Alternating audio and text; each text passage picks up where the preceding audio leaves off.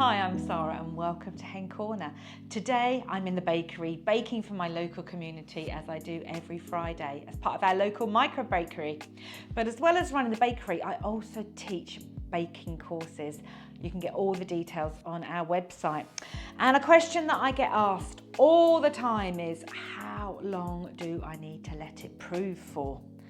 And you know what? That's as long as a piece of string. It's really hard to give a precise answer, and that's because of the different things that influence the proving process. Pop this loaf of bread aside and I'll show you what's involved. So I call this the Fermentation Triangle.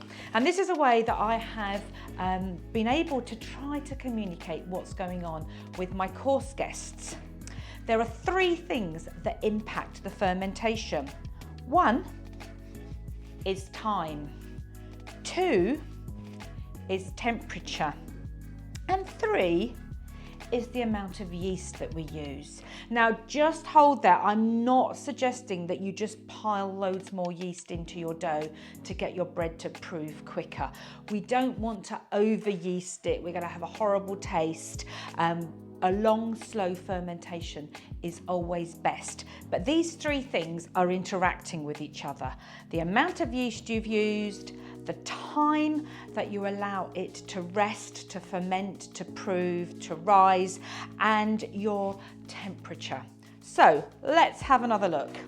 If we have got a long time, all the time in the world, we don't actually need that much temperature and we don't actually need that much yeast because we've got a long time and we can just let it do its thing. In fact, a long, slow fermentation, even in the fridge overnight, gives lovely developed flavours. And that's how we work with sourdough, where it's a wild yeast and it's a lower strain and it just needs that time to be able to do its thing.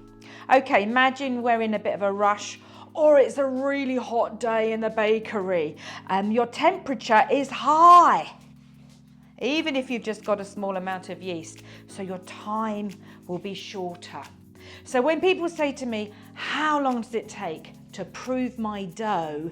Then I need to ask, what is the temperature? The only place of a consistent temperature in your house, well, it's not the airing cupboard because that goes on and off. It's not room temperature because it depends how hot the day is, whether there's sun coming in through the windows, whether you've got the heating on, whether you've got the ovens on, or whether it's a really cold day. The only place with consistent temperature is your fridge, normally below 5 degrees. So that's the only place where you can say it's going to take this amount of time.